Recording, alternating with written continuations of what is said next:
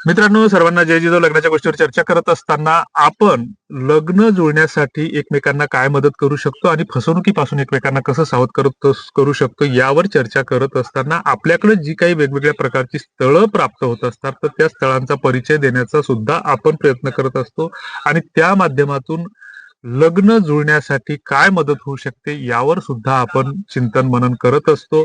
आणि मग या माध्यमातून आम्ही कुणाचेही लग्न जुळवत नाही किंवा आमच्या माध्यमातून लग्न जुळतात असा दावा आम्ही कुठेच करत नाही किंवा कुठल्याही गोष्टीसाठी आम्ही कुणालाही पैशाची मागणी करत नाही. ही गोष्ट आम्हाला प्रत्येक वेळी सातत्यानं सांगावी लागते, कारण खाली कॉमेंट बॉक्समध्ये चित्रविचित्र कॉमेंट्स येत असतात, म्हणून ही गोष्ट आपल्याला नेहमी नेहमी सांगावी लागते. तर असो, आणि या माध्यमातून आम्ही सातत्यानं पुन्हा एक आव्हान करत असतो की जसं लग्न जुळत असताना किंवा लग्नासाठी प्रयत्न करत असताना लग्न जुळत नाहीत, ही कुठल्याही एखाद्या गावखेड्याची किंवा एखाद्या शहराची किंवा एखाद्या विशिष्ट समाजाची ती समस्या नाही, तुमची आमची ती सगळ्यांची समस्या आहे. गरिबांची आहे, श्रीमंतांची आहे. विशेषतः गरिबांची लग्न जुळण्यासाठी जास्त त्रास होतो. श्रीमंताची किंवा नोकरदारांची लग्न सहजपणे जुळतात. मग जुळल्याच्या नंतर ती टिकतात किती हा नंतरचा विषय आहे. परंतु लग्न जुळण्यासाठी तुम्ही आम्ही काय करू शकतो याबाबत बोलत असताना आम्ही पुन्हा एक गोष्ट वारंवार सांगत असतो की तुमच्याकडे जर कोणी लग्नाचं असेल तर एखाद्या विवाह संस्थेकडे पैसे भरले किंवा एखाद्या दलालाचा खिसा गरम केला म्हणजे लग्न जुळतात हा जो काही डोक्यामध्ये गैरसमज आहे किंवा जी काही अंधश्रद्धा आहे तर ती पहिल्यांदा आपण डोक्यातून काढून टाकली पाहिजे. कारण आम्ही वारंवार सांगत असतो की लग्न ही ओळखीत, नात्या गोत्यात आणि पूर्ण चौकशी अंती जुळत असतात. आणि त्याच्यासाठी एक उदाहरणही सांगत असतो की लग्न जुळवत असताना किंवा आपल्या मुलासाठी, पुतण्यासाठी, भाच्यासाठी, कुणासाठी, दिरासाठी प्रयत्न करत असताना ज्यावेळेस आपल्या कुटुंबामध्ये जर एखादी मुलगी असेल आणि आपण समजा गरीबातले गरीब आहोत, तेव्हा त्या मुलीचं आपल्याला लग्न करायचं आणि आपण एखादा व्हॉट्सअपचा ग्रुप जॉईन केला किंवा एखादी लग्न संस्था जॉईन केली आणि त्या लग्न संस्थेवाल्यानं आपल्याकडे 5-50 स्थळं टाकली, की आपण समजा वाशिम जिल्ह्यातले आणि त्यानं स्थळं टाकली, जालना, बीड, हिंगोली, नांदेड, इकडची तिकडची स्थळं टाकली, त्यानं 100,000 स्थळं टाकली. आपण एकाला तरी प्रतिसाद देऊ का? म्हणजे जी कंडिशन आपली आहे ती दुसऱ्याची पण असते, कारण प्रत्येकाच्या जे काही प्रेम सगळ्यात जर जास्त कुणाचं कुणावर राहत असेल, आपण म्हणत असतो की एखाद्या मुलाचं मुलीवर प्रेम आहे, मुलीचं मुलावर प्रेम आहे, परंतु सगळ्यात जास्त जर प्रेम करणारे जर या जगामध्ये कोणी असतील तर ते आई वडील असतात. मग ते त्यांचं अपत्य कसंही असो, गुणी असो, अवगुणी असो, सद्गुणी असो, दुर्गुणी असो, त्या अपत्यावर ते जीवापाड प्रेम करत असतात, त्याला जपत असतात वयात येईपर्यंत, त्याचं लग्न होईपर्यंत. भलेही मग ते मायबापाला विसरत असतील, मायबापाचे हाल करत असतील, त्या गोष्टी वेगळ्या, परंतु आई वडील हे शेवटच्या क्षणापर्यंत आपल्या मुलावर मुलीवर प्रेम करत असतात.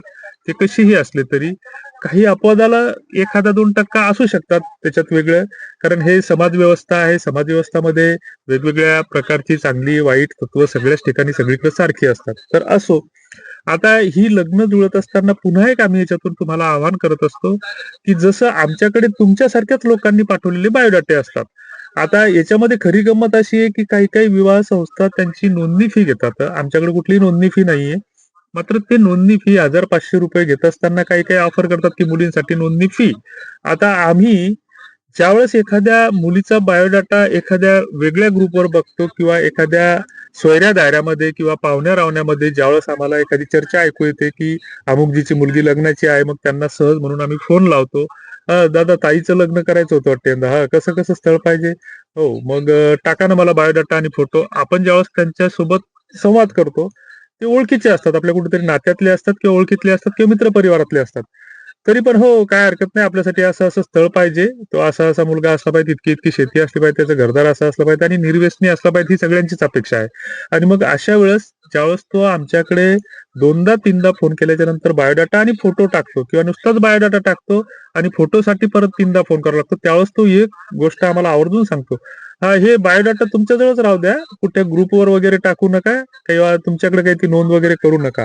कारण ही सगळी जी काही असतात तर ही मुलीचे जे काही पालक असतात तर ते तुमच्या आमच्यातलेच कोणीतरी असतात. त्यांच्याकडे एखादा लग्नाचा मुलगा असतो, परंतु ही कुठेतरी त्रस्त झालेले असतात, त्रासलेले असतात.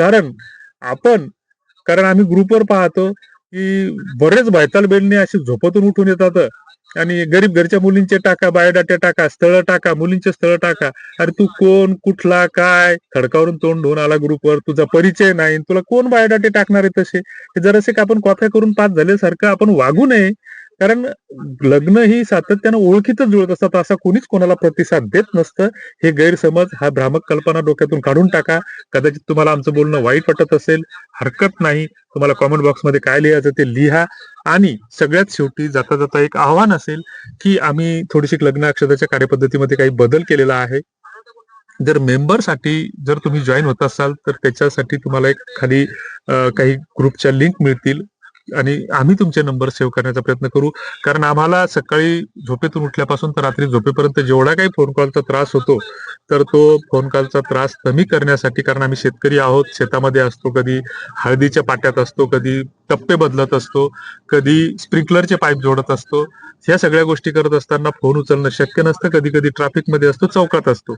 आणि ह्या गोष्टी सांगायच्या इथं विषय नाहीये. परंतु आपण सुद्धा आपल्या स्वतःच्या लग्नासाठी प्रयत्न करत असताना आपल्याकडे आपल्या नात्यागोत्यातले काही परिचयातले काही स्थळं असतात, तर त्यांची स्थळं आमच्याकडे पाठवण्याचा प्रयत्न करा. आम्हाला व्हॉट्सअपला टाका.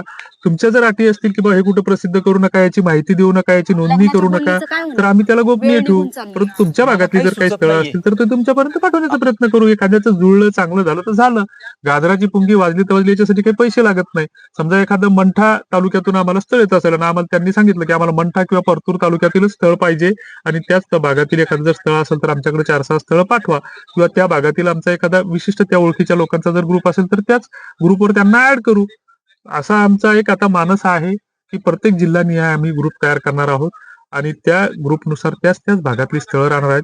आणि मग शेजारच्या जिल्ह्यामध्ये जर समजा एखादं वाशिम जिल्ह्यात आलं असेल तर त्याला बुलढाणा जिल्हा चालू शकते, शेजारचा यवतमाळ जिल्हा चालू शकते, हिंगोली जिल्हा चालू शकते. उगीच तिकडे सोलापूर, सातारा, कोल्हापूर या भागातली अशी लग्न जुळत नसतात. अपवादाने एखादं जुळतात, पळून जाणारे कोणासंगही जातात आणि कुठूनही जातात, त्यांचा तो विषय वेगळा आहे. मात्र आपण अजूनही शेती मातीशी नातं ठेवून आहोत, सामाजिक सभ्यतेच्या हिशोबाने जगतो आहोत, वागतो आहोत. आपले नियम, नीती नियम ठरलेले आहेत. आणि अजूनही आमच्या गावखेड्यातील महिला भगिनी ज्या आहेत, आता काही पुण्या मुंबईचे लोक बर्मुडावर राहत असतील, अंडरपॅन्टवर फिरत असतील, बनेरवर फिरत असतील, बगला दाखवत असतील, तो त्यांचा भाग वेगळा आहे. त्यांना आम्ही आमचे सोयरेही समजत नाही आणि भावकीही समजत नाही. ते आमच्या देशातले नाही, ते विदेशी कुठले तरी कल्चर त्यांनी स्वीकारलेलं आहे. मात्र आम्ही जे आहोत तर शेतकरी आहोत, शेती मातीशी नातं ठेवणारे आहोत आणि सामाजिक सभ्यतेच्या हिशोबाने जगणारे, वागणारे आहोत. तेव्हा अजूनही आमच्या गावखेड्यातील आमची काकू, चुलती, मामी, मावशी ही डोक्यावरचा पदर चार चौघामध्ये गेल्यानंतर ढळू देत नाही. बाकी कोण काय धिंगाणा घालतं त्याच्याशी आम्हाला काही घेणदेण नाही. मात्र 70% लोक त्याच पद्धतीने वागतात आणि आम्हीही त्याच्यातलेच आहोत. जर तुम्हाला हे पटत असेल तर चॅनल सबस्क्राईब करा. नसल पटत, आवडत तर काही हरकत नाही. जय जिजाऊ, जय महाराष्ट्र.